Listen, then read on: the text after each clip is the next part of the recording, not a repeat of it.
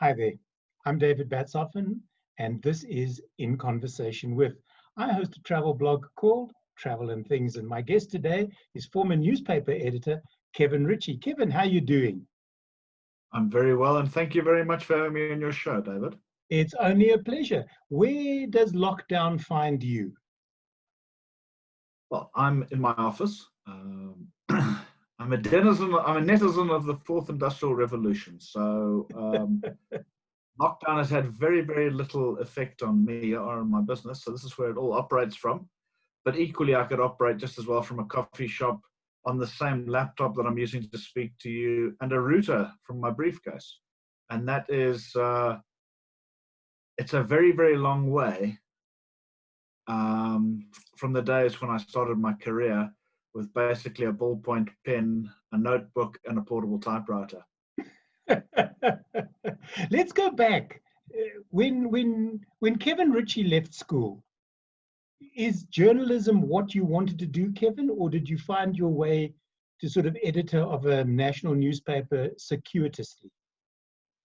I think very circuitously. Nobody, least of all me, had any clue what I was going to do. I grew up very privileged, Balkan Goldfields, and when it came to go to university, luckily I'd qualified to go to university. Nobody knew what I was going to do. I was useless at science, had no head for maths. So my mother was a secretary at a law firm, and her and my dad decided that maybe I should go into the law. And I was accepted at Rhodes University, went down there, and I was a particularly awful student. And I left with an advanced matric, a Bachelor of Arts in Legal Theory and African Political Science, would you believe? And wandered around a bit, and then decided that I should look for a real career. And I just fell into journalism. And what happened was I wrote to the Star, and I said, look, what do you suggest? There was a wonderful course at Rhodes University called a Higher Diploma in Media in Journalism, which was a one-year crash course, very, very practical. And I thought this would be a wonderful idea. I don't think my father was too impressed with the idea of me going down to Grahamstown or Makanda as it is today yet again. But the Star said, no, we've got a cadet course. Why don't you come and try it? So I did, and I didn't make it. So I wrote a very ugly letter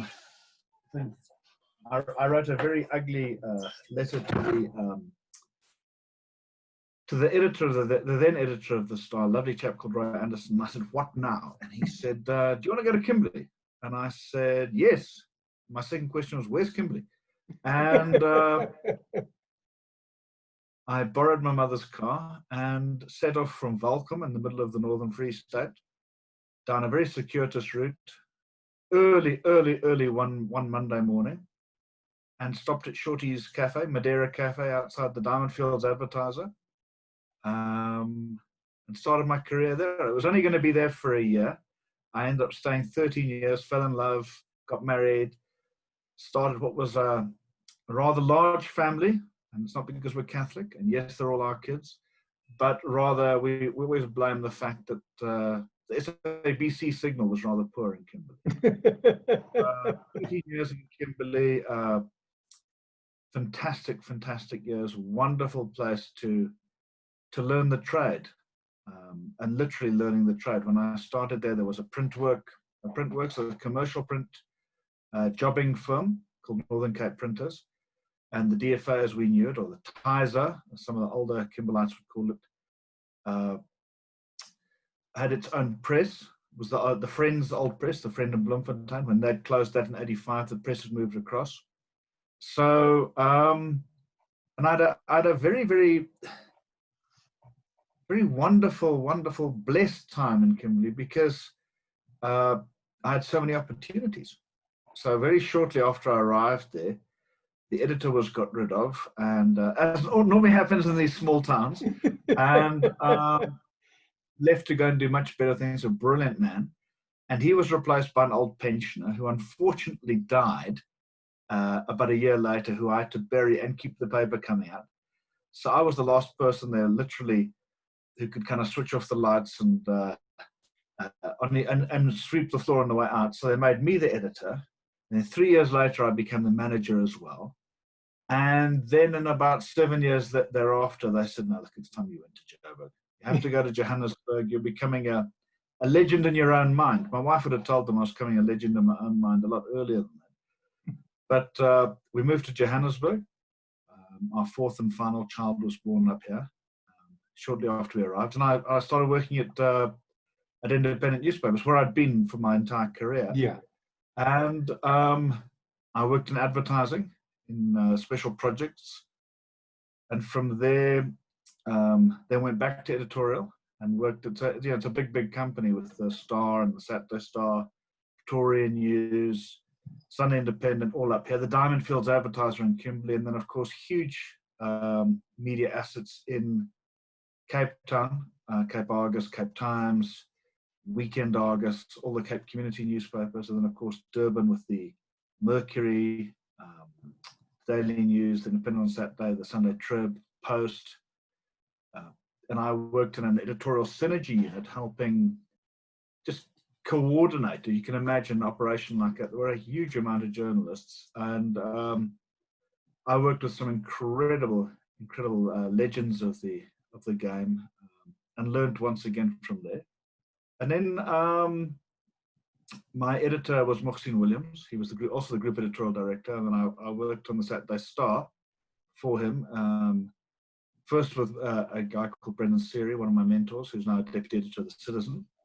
And from the Saturday Star, I then became deputy editor of the Star under Makudu Safara, who was an absolutely inspirational editor. Today he's the editor of the Sunday World. Then I got a chance to edit the paper myself, which was probably the highlight of my career. And then I moved upstairs. They always say, when you look at the title editor, the true power is just in being an editor. All the adjectives that you place either side is actually your proximity or other way around, how far you are away from real authority. So you can imagine I was my final job was as the regional executive editor of independent newspapers Gauteng. So if you count all those qualifiers left and right of the word editor, I was basically good for kissing babies and opening fights for the last year and a half of my career. But it was great fun, and I had the privilege of working with some of the finest journalists, and especially photojournalists in the country, if not the entire continent. Of course, we have a mutual connection in your father-in-law. I had the privilege of working with him, Dorf Fedler, for 10 years. Yeah. And that was an absolute privilege.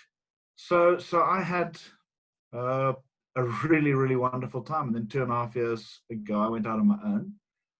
And today I'm really a media consultant. I do a little bit of writing under my own name, still with the Saturday Star. They indulge me. They're very kind. They allow me. Which is very kind of them. Very kind. And the rest of the stuff, it's just going on and doing nothing. So I'm on a, basically, I would imagine, like a second career. Which is wonderful. Kevin, I remember as a youngster listening to the then Springbok radio, and they had, I think it was on a Thursday evening, if I'm not mistaken, they had a program called Night Beat, which was about a newspaper and what happened late night at a newspaper. And I always remember at the end of every episode, there was always somebody shouting what I thought was coffee boy. And I thought, why do they always drink coffee? It turned out to be copy, which is obviously sending it off to the presses because it was an old-fashioned newspaper. Was IOL like that? Did they have their own sort of set way of doing? Did they have their own presses? Yeah, well, the biggest presses and the biggest press operation in the country up until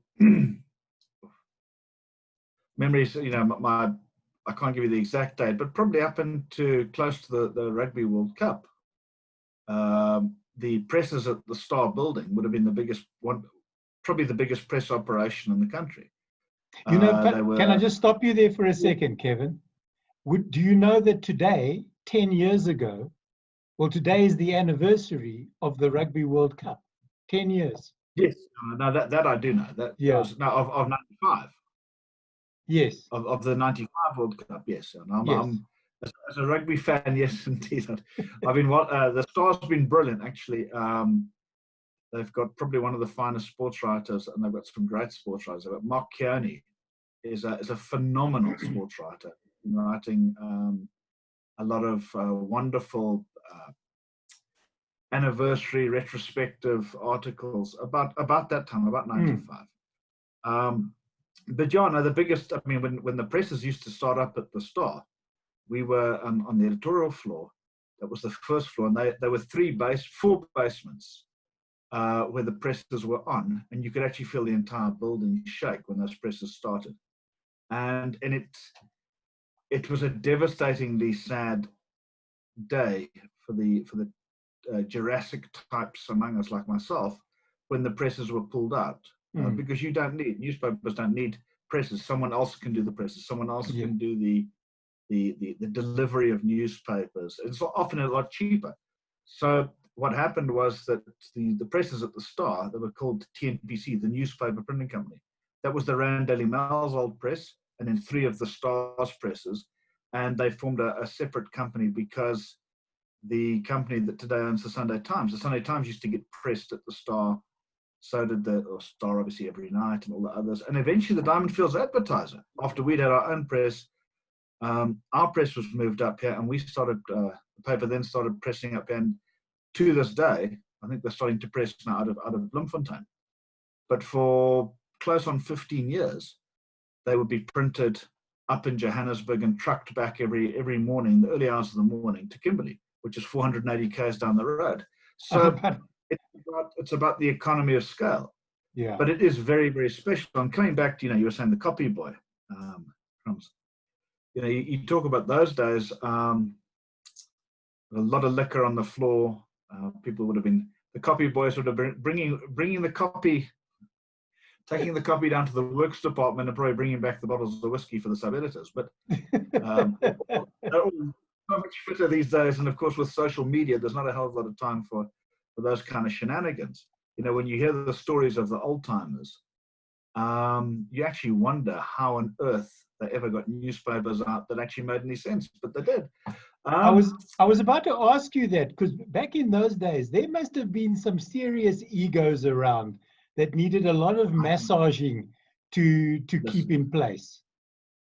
I think that whenever you work with creatives in any industry, there are egos, and that didn't need the liquor. I mean, that's as bad today. In fact, the beauty of social media has been that it's democratized that space, and the vanity and the rise of narcissism has allowed everybody to be their own publishers and their own egotists, and there's just a broader platform to share it.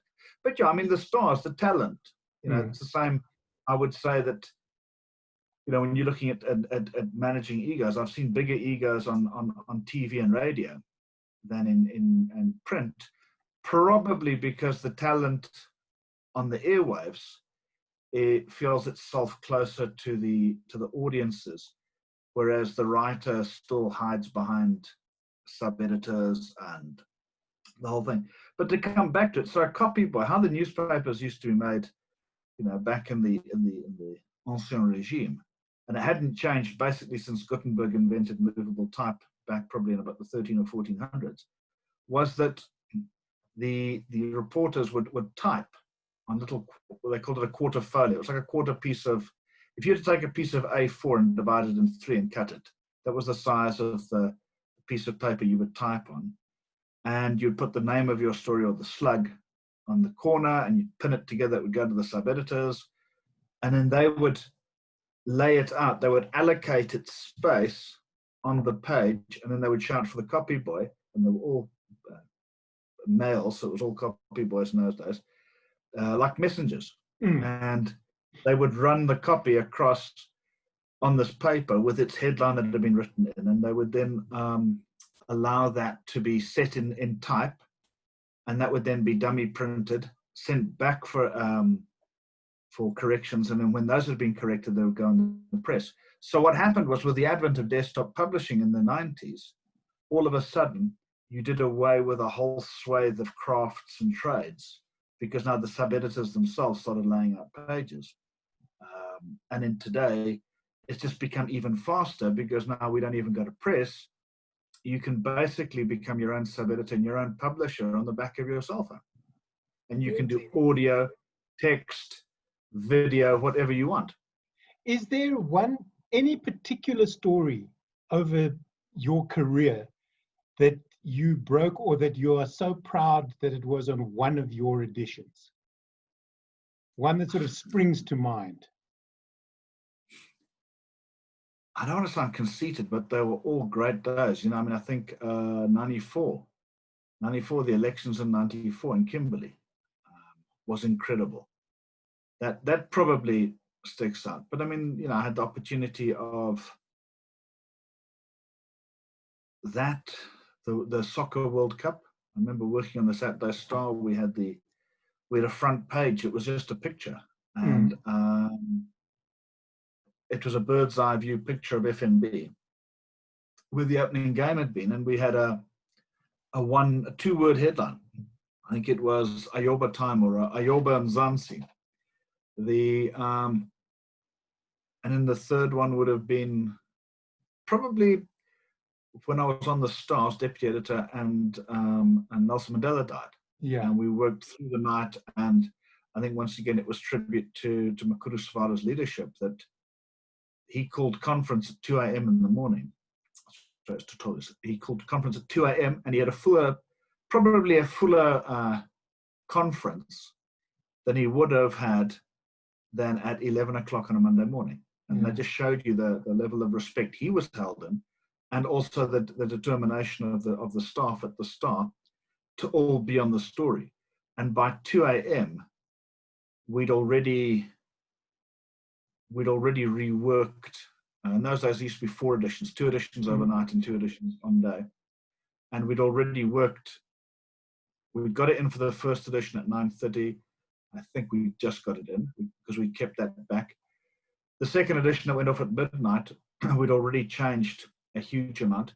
By the time we hit the 4th edition, and we worked through until, I remember going back in with all the rest of the guys. By the time we were out on Friday at midday, we'd basically cleaned up. We'd redone the edition start to finish, and that's normally very, very rare in the later age. I mean, and I think every single one of those papers, every single one of the page ones of that same edition, each one of them was a collector's item in its own right. And just seeing the way that the people pulled together, you know, at the Star, all the guys, all the people that have ever worked there will tell you about the big story mentality, the ability of that paper in its DNA to pull together on the big stories and just knock it straight out of the park, and for everybody else just to look back and say, well, you know, what's left for us to do? And that was the pride. That was the pride of the team. You know, when you told the story, you know, unlike ANN7, they used to say when they broke a story, no one could fix it. And that goes for their newspaper as well. And yeah, shame. And I say shame because my editor at the Star ended up editing the New Age. You know, there were bad people there. You know, I just think that it was working off. They worked off different restrictions. They did indeed. But you work. Carry on. I was going to say, let's go to the opposite end of the coin. You put an edition out, you pick up the hard copy, so to speak, and a printing mistake leaps out at you on page 1.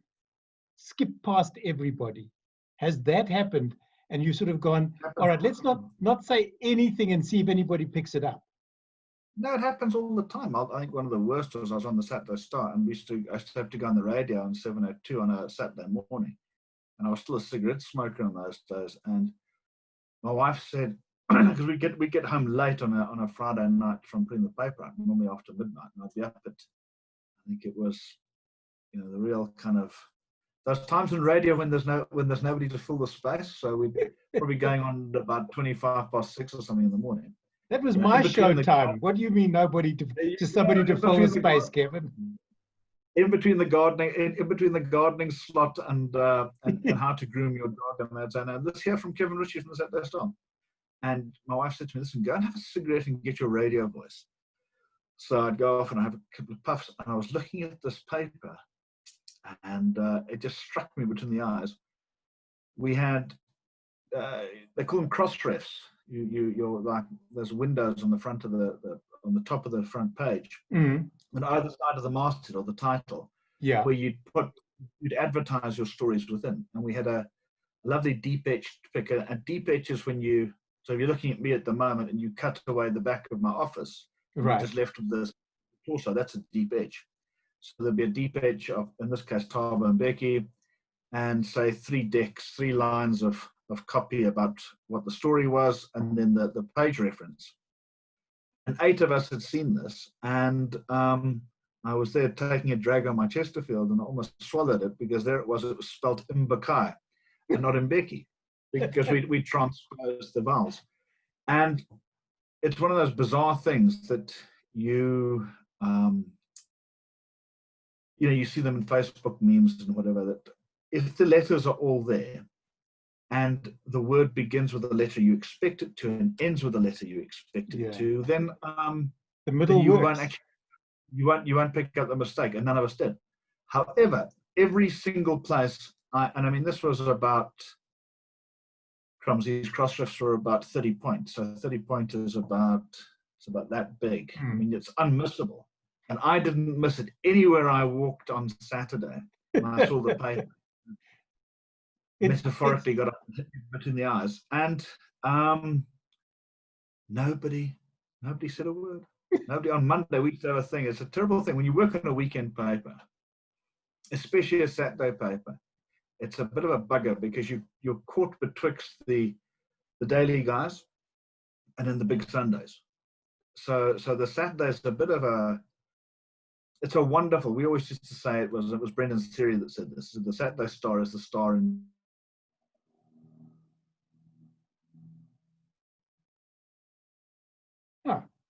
Kevin seems to have frozen.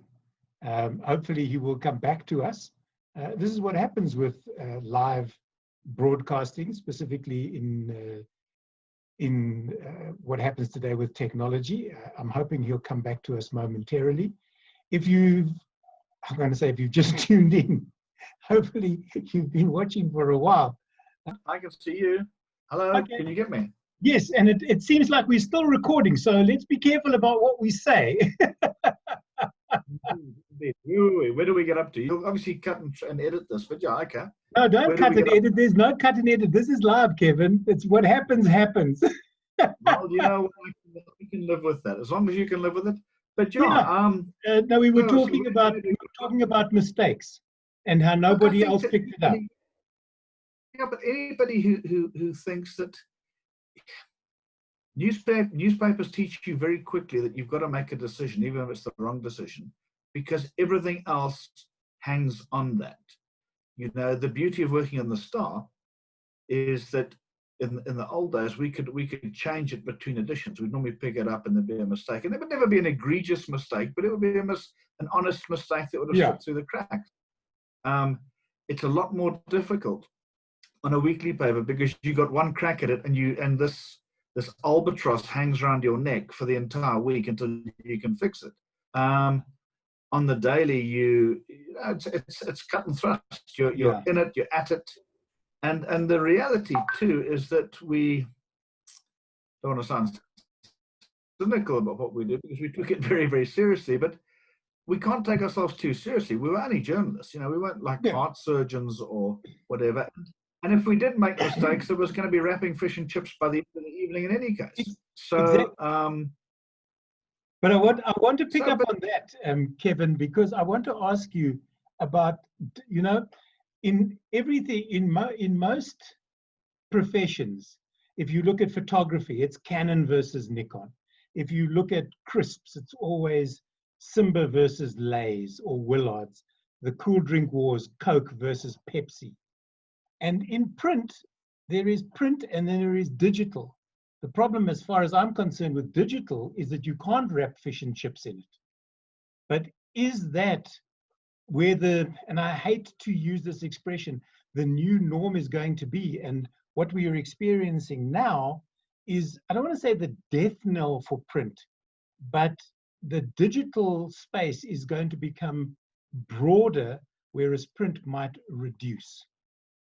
Oh yes, but it has to. I mean, I think there's a natural evolution.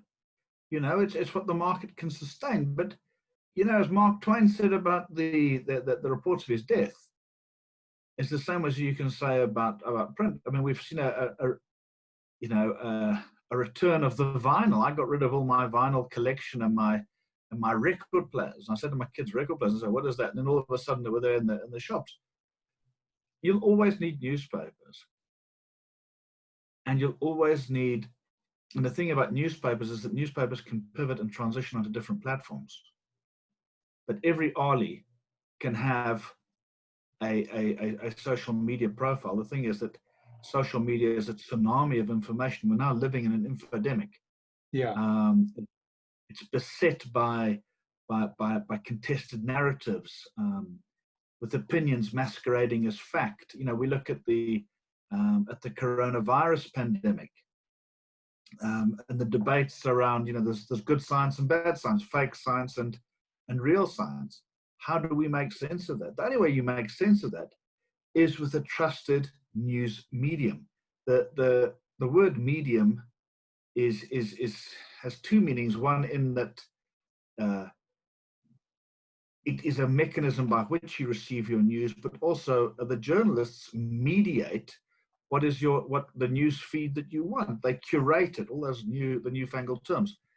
I don't think that it's an either or debate when it comes to platforms. I think that the wisest will be using the benefits of technology to ensure that they get their message across, and that they use each platform for the best possible need. So you're not going to break news on print, but what you will do in print is you'll explain the news, and the news that you publish in print will have a far longer shelf life, because social media, unless you know what you're looking for, is terribly ephemeral, and there's just so much of it. Yeah. The example I always use was the Oscar Pistorius murder trial. It was the most heavily mediated story in the history of this country. We had carte blanche and people like that putting up pop-up news channels dedicated to a single trial, and there were the radios, wall-to-wall coverage. There was tweets, and at the Star, we had a 7-person team: photographers, sketch artists, color writers, court writers, etc., all sitting working out of the Pretoria News, our sister title. And our sales went up, on certain days, our sales went up by 50,000. And then we maintained about a 10% increase. So on the sales figures of that time, we were spiking by about 10 to 12,000 copies per day. And it's counterintuitive when you think that this would have been, that by the time, if you were a seasoned Pistorius trial watcher, there would have been nothing left for you to watch or to read or to engage with. And yet here was the Star paginating another 4 to 5 broadsheet pages some days on one trial. So I've always used that example to say that print isn't dead. It's also a lot easier sometimes to engage with print, and none of in the 2.5 years that I've been away from newspapers and journalism, I found myself reading. I have to read professionally. I have to read and be au fait with what's going on in our country, etc. And I use a mix of digital subscriptions and traditional subscriptions, and they both work. They both work. So I don't think it's an either or, and I think that people who do think it's an either or, maybe they know a hell of a lot more than I do. That's definitely possible. But I think that they're missing a chance. I think there's a great opportunity to to use it in a proper circularity of the meaning, where you would tweet your stories and you would engage through Twitter or engage through Facebook, and then kick it back into print and push it forward. And it's a wonderful engagement tool. Whereas, and the example I'd always use is, if print is dead, why do we see all these newfangled, cutting-edge apps, your Airbnbs and your Ubers and Uber Eats, all that? Why are they having to advertise in print or outdoor? If social media is as ubiquitous, and it is definitely ubiquitous, but if it's as relevant as we think it is, and the reality is that, and the agencies and the marketers don't want to tell you this, you're going to get more bang for your buck in legacy media than you will in digital. Otherwise, digital would have eclipsed it, but digital doesn't monetize the message. Print does. Print is being desperately disrupted at the moment, particularly with COVID-19. There's no doubt about that. And we don't know, it'll only be the fittest of the very fittest will survive. And I think that the face of the industry will change forever. However, 10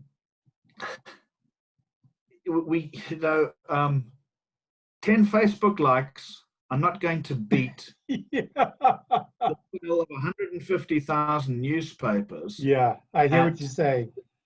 Look at the Sunday Times. The Sunday Times can probably, and they're competitors, or they were former competitors. But the Sunday Times, what you pay now? About 28 Rand for a copy when you buy it. A full page ad's probably going to cost you the best part of R500,000. In its heyday, I'm not talking about the COVID-19 times where everything's smaller, versus getting your content for free on social media. I think what you can expect is you're going to start seeing a hell of a lot more paywalls going up, because Facebook likes don't pay for reporters to get paid, and they certainly don't pay for them to get into cars and actually go and cover stories. Yeah. So I think the honeymoon is over. Okay. Do we need media? Absolutely. Do we need media that we can trust? Absolutely. Do we need a plurality of media?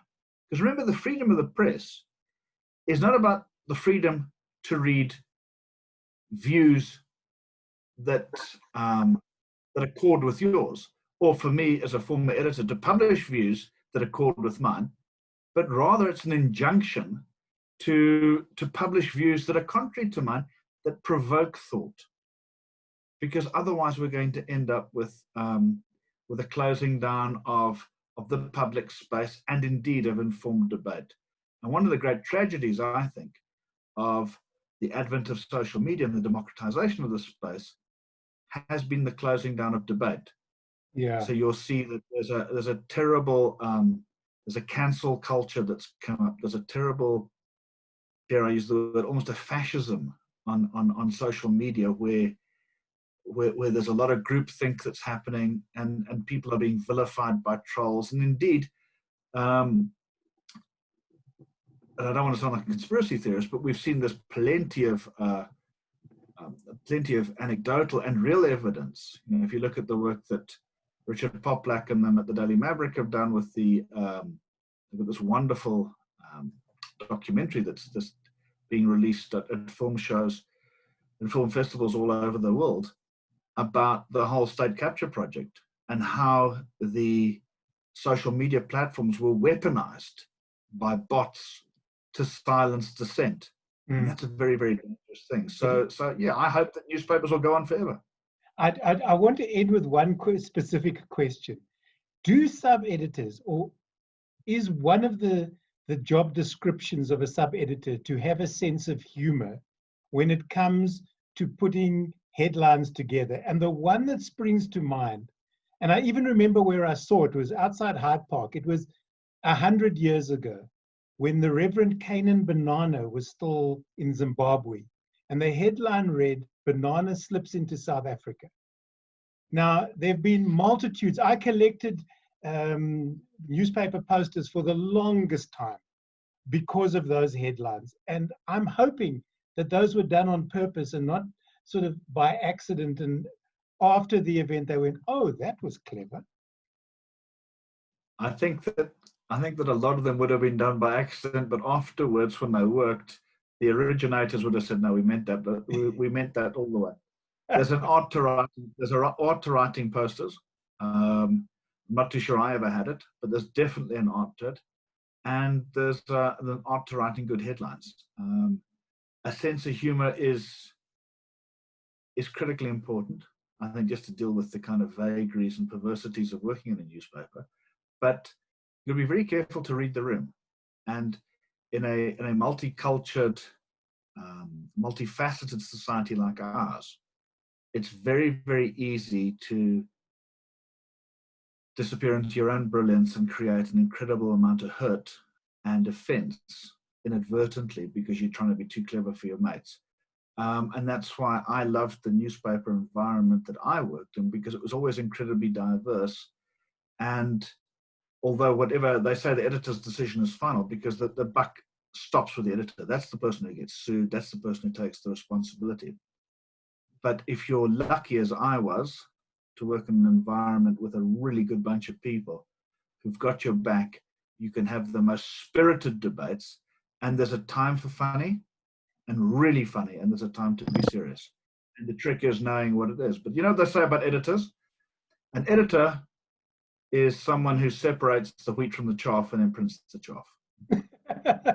Kevin, I'm going to leave it on that particular note. I think it's a great out. In conversation with Kevin Ritchie. Kevin, thank you so much for chatting with me and taking time off to share your thoughts on the media as we find it today. Thank you very much, David. Appreciate it.